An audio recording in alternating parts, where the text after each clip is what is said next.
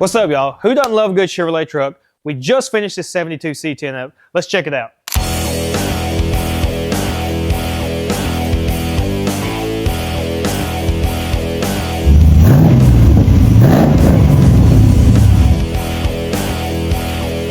All right, so this project was already started by one of our friends, and they came to us to help get it to the finish line. So we'll give you a little idea how it came to us, what we did to it, and then we'll go take this thing on the drive. The first time this came to us was probably 1.5 to 2 years ago, and it was a rolling chassis, engine, transmission were already in it, all the suspension and brakes were on it, and then the cab itself. All this, the parts are painted, but just in pieces. So the first thing we did was put the bed together. So we bolted the whole bed together, trying to keep it from getting scratched up, which was fun in itself, but we've got the bed on. We put the doors on, hung those, we got them fitting, and we put them together. So we put the regulators and latches and so forth in it. Got those hung, got them fitting how we wanted, put the cowl on it, put the fenders on it, core support, hood, hinges, and all that. So that is essentially what we did the first time. We went ahead and mounted the vintage air system, but that was kind of it. Then it went back to the customer. They did some of the brake plumbing. They mounted the SpearTech standalone, some little pieces and parts here and there, and then it came back to us after that to get this thing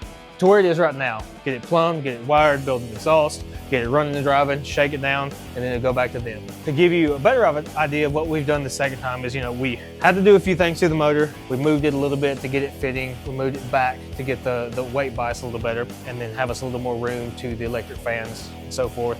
We've got the radiator in it. We built the coolant hoses. We built the cold air intake. We built a full stainless steel TIG welded exhaust. We hung the grill, headlights. We put an American Auto wire harness in it. Got it all wired up, made sure everything was working. Got the Dakota Digital gauges, finished up the vintage air plumbing. We pulled it down, we gassed it up. Again, got all the lights working. Got to where we were pretty well close to having it done as the way you see it, put the bumpers on it, and then got it fired up, made sure it would run, made sure it would stop. We finished some of the brake line plumbing, bled the brakes, got all those up, and then here we are now ready to drive it. If you come around through here, you can see we helped the customer size these beautiful Schott wheels, got those on there. They brought it back to us with that. We think this thing's got a killer stance. It's got a whole lot of wheel and tire to fill up those wheel wells. It's got a great look. If you come in here, this is one of the last things we did. So the customer had the thread shed, which is an upholstery shop here in the Middle Tennessee area, cover the door panels, the seats, the little center console piece, and so forth. And then we ended up putting hush mount sound and heat deadener down on the floors, inside the doors, back of the cab. We put the carpet in, and we put all the upholstery seats, and so forth. As you can tell, it's got Dakota Digital gauges, vintage air kit. It's got one of the custom auto sound retro radios. We put 2 6x9s in each corner right here. And then, yeah, it's getting it all tidied up.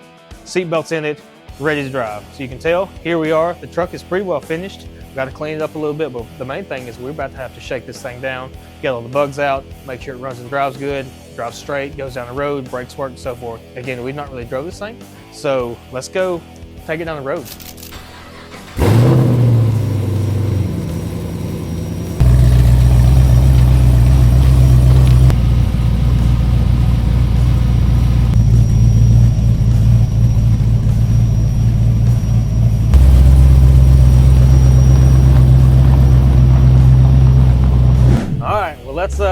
Let's take this thing down the road, see how it does. So these Dakota Digital gauges working good, look good. The vintage air, the heat is working. It's a little chilly down here in Tennessee now, so it's nice to have a little warmth at least.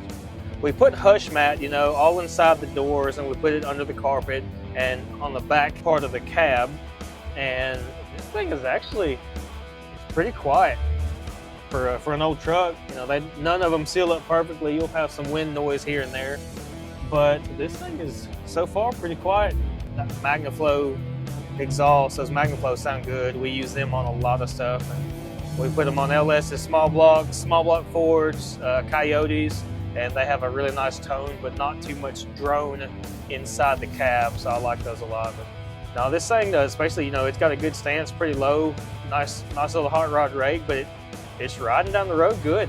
It feels like it's gonna have plenty of power, which, it's a LS3 with a little cam in it, so I would say this thing ought to be somewhere around the 475 to 500 horsepower mark, at the crank, right?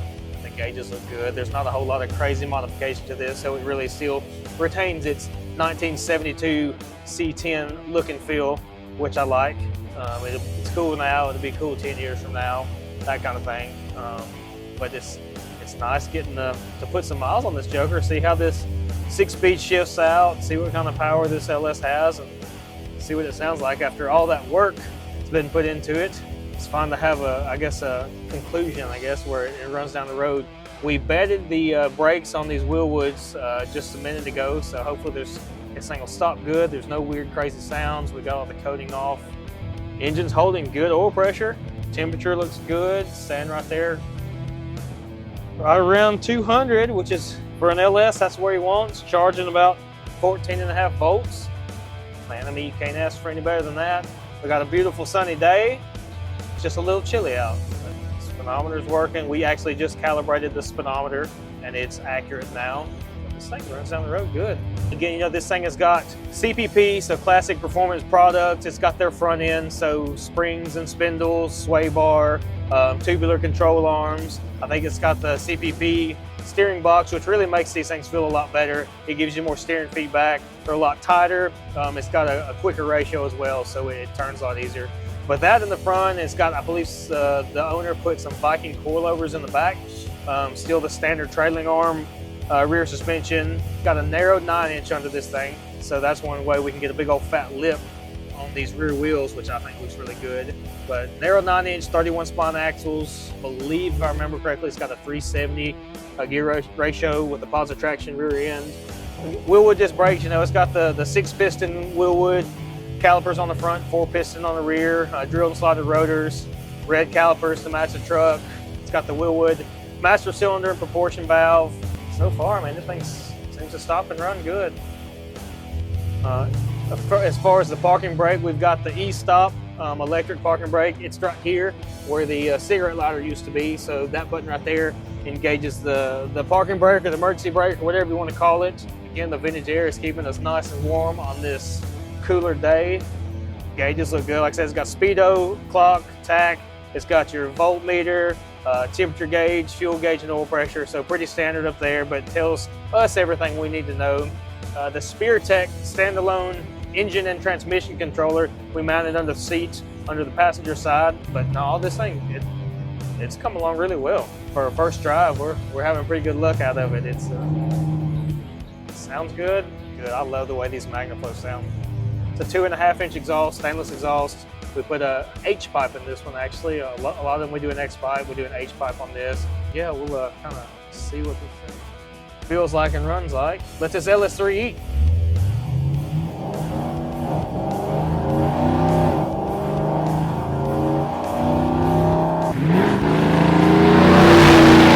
Oh yeah, that was a quick and easy pull. I mean, this thing runs good.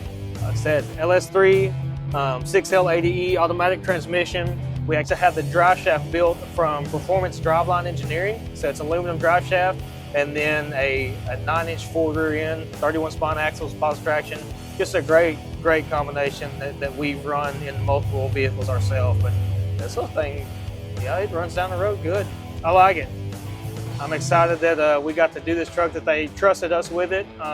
This thing's got a lot of sentimental value to the owners, and I'm honored that they let us do what we did to it, and I think they're gonna have a killer truck when it's all said and done. So y'all watch out, the spring of 2025, we'll be hitting the show circuit with this thing. It'll be out at multiple car shows, so you can see it in person, and it's gonna be a attention getter for sure.